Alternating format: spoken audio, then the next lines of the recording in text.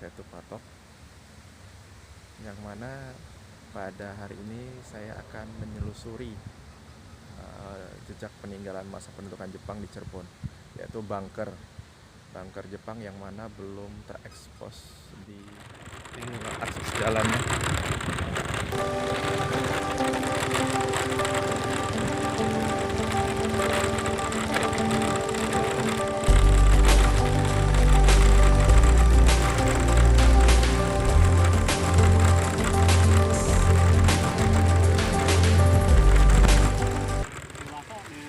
Daerah sini. Iya.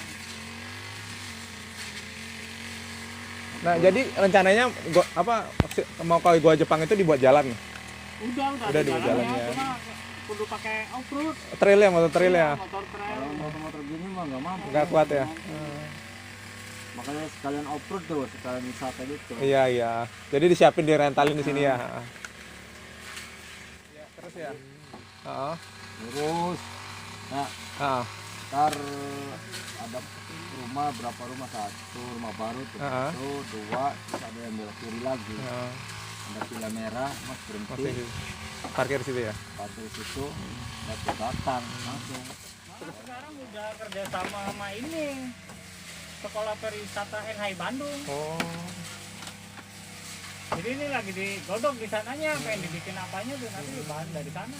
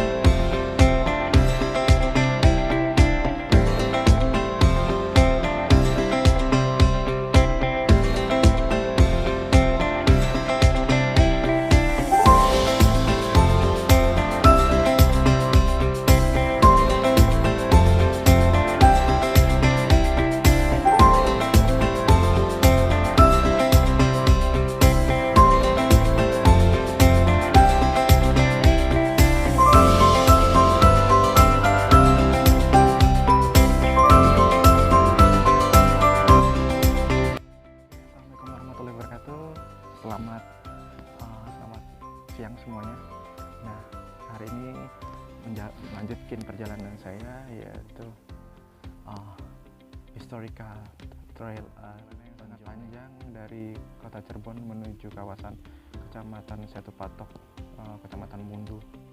Terus sampai juga kita sekarang saya di bibir, yaitu bunker atau gua peninggalan masa pendudukan Jepang yang ada di Cirebon. Nah, akses menuju sini sangat ekstrim.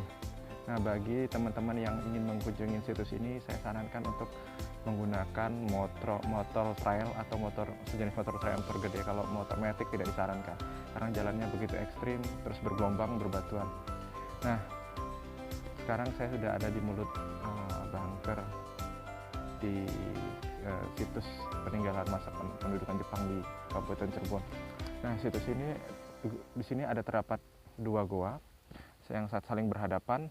Terus saya tadi sempat menanya masyarakat setempat, di sini ada 9 goa. Nah, 9 atau 8 goa gitu yang baru ditemukan 2. Mungkin saya sarankan bagi pemerintah setempat untuk coba deh mengunjungi situs ini. Coba digali lagi sejarah yang ada di sini, terus dijadikan sektor pariwisata. Karena keadaan alamnya luar biasa, sangat bagus. Di tebing terus di bawahnya adalah Danau Setu. Wah, yang sangat amazing. Gua Jepang ini atau bunker Jepang ini adalah peninggal masa pendudukan Jepang. Nah, Jepang ke Indonesia ini saya perkirakan dibuat pada tahun 1942 sampai 1945.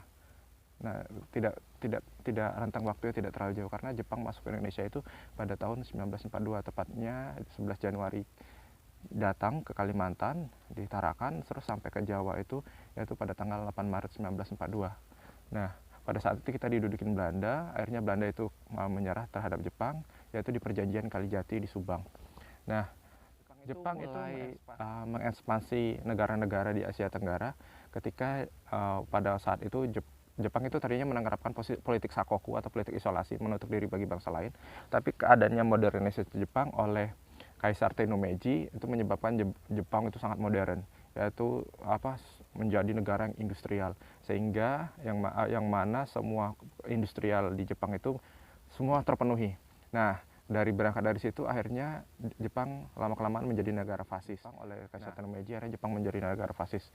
Nah, singkat cerita akhirnya Jepang itu menginvasi semua negara-negara yang ada di Asia, khususnya Asia Tenggara. Nah, Jepang akhirnya datanglah ke Indonesia pada tanggal 11 Januari 1942 di Tarakan. Setelah itu dia memerangin Belanda karena kita masih didudukin di kolonial Belanda.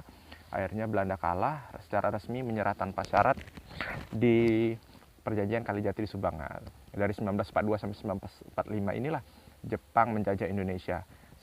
Seluruh akses kekayaan alam, dan pemerintahan itu dikuasai Jepang. Nah, dengan situs ini kita masuk ke dalam, kita cek dulu, kita persiapkan karena ini katanya orang yang nunggunya belum datang. Tapi coba kita masuk, tapi goanya tidak terlalu bunkernya tidak terlalu dalam, tapi gelap. Nah, maka dari itu kita siap dulu. Pertama kita siapkan headlampnya dulu, kita siap. Tadi saya udah bawa headlamp dari rumah. Oke, headlamp. Oke, kita siap dulu headlamp.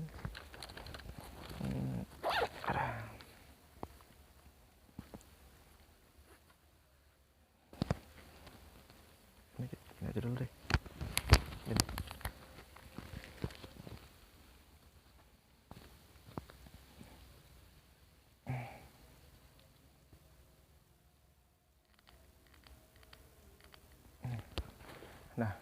Nah, sekarang kita siap-siap untuk memasukin, karena sudah azan, tapi tunggu azan selesai dulu.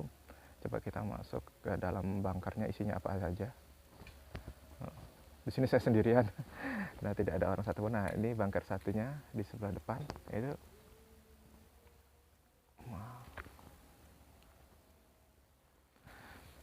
saya sendiri. Oke. Kita siap-siap. Saya coba masukin bunker tersebut. Kita lihat dalamnya apa. Bismillahirrahmanirrahim.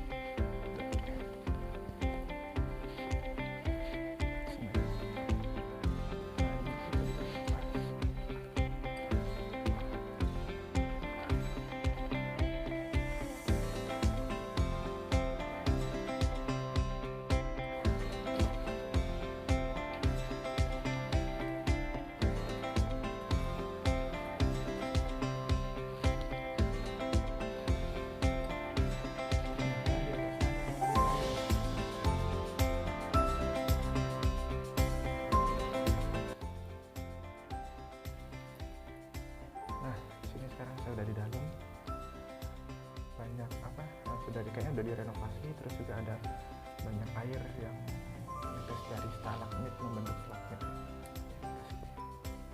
Airnya dari ke atas. Di sini sajanya lembab. Ini tempat kumpul untuk berdiskusi.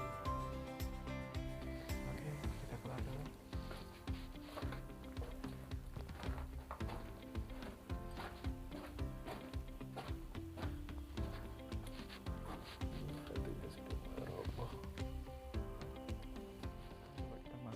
Ke bunker yang kedua ini. Nah, di sana terlihat ada meja, kayaknya meja untuk berdiskusi atau untuk makan. Ini juga kayaknya sudah direnovasi. Tidak bisa masuk terlalu jauh karena kayaknya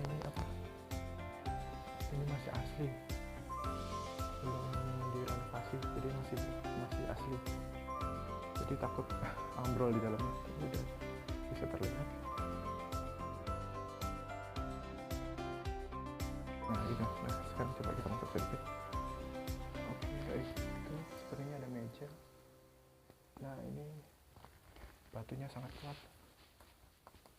Beda yang tadi kalau tadi lembab, ini batunya kering semua. Nah, saya nggak bisa masuk terlalu jauh karena ininya masih takutnya runtuh tuh, masih asli.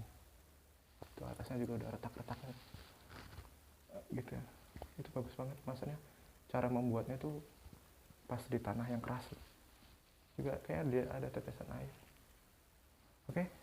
Nah ini untuk bunker yang kedua saya nggak bisa terlalu masuk karena masih belum direnovasi, diperbaikin, takutnya runtuh atau sebagainya membahayakan. Oke, ini di bunker yang kedua itu atasnya. Oke.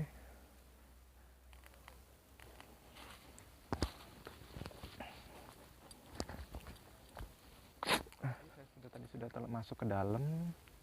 Ketika saya masuk ke dalam, aduh, udaranya lembab juga, kayaknya oksigennya sedikit. Terus juga di sana banyak stalagmit yang ditetesin air. Nah, juga ini kayaknya baru direnovasi. Nah, ini juga pesan untuk pemerintah setempat, khususnya Pemkot Cirebon, ini digali lagi potensinya. Saya tadi mendengar kata ada masyarakat katanya di sini ada masih tersimpan 8 atau 9 bunker peninggalan Jepang lagi. Tapi yang saya di sini ada 2. Yang satu sudah saya masukin, yang belum. Nah, jadi dalamnya itu ya seperti bunker Jepang umumnya, yaitu tempat berdiskusi, tempat beristirahat gitu. Tempat mengatur strategi juga. Oke. Nah, mungkin di sini ini wilayahnya sangat bagus banget, potensi untuk wisatanya sangat bagus, sangat luar biasa. Peninggalan masa pendudukan Jepang, yaitu Jepang itu ketika menjajah Indonesia, yaitu banyak peninggalannya berupa bunker atau gua-gua. Nah, karakteristik bunkernya itu berada di dinding-dinding tebing yang bawahnya itu adalah sumber air. Nah, di sini kan ada sumber air di sana, yaitu di Danau Setu Patok, terus ini tebingnya. Nah, itu karakteristik bunker buatan Jepang. Banyak bunker di buatan Jepang, ada di Majalengka, ada di Lembang, terus saya sudah pernah mengunjungin yang paling bagus, yaitu bunker masa pendudukan Jepang, yaitu di Bukit Tinggi. Jadi di bawah kota Bukit Tinggi itu terdapat bunker atau gua membentuk seperti ruangan rumah gitu. Ada ruang makan, ada tempat berdiskusi, tempat rapat, terus ada dapur dan sebagainya. Nah, itu yaitu di dinding tebing Nangarai.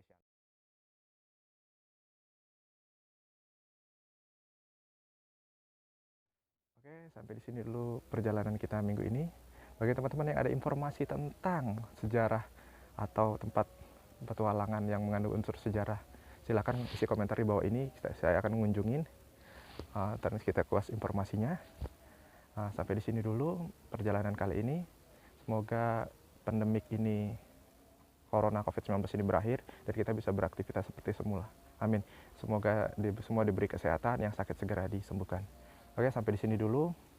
A historical trail on a journey. Jejak sejarah dalam sebuah perjalanan.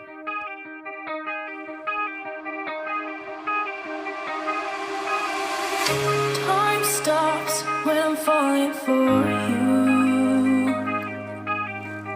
The world stops spinning.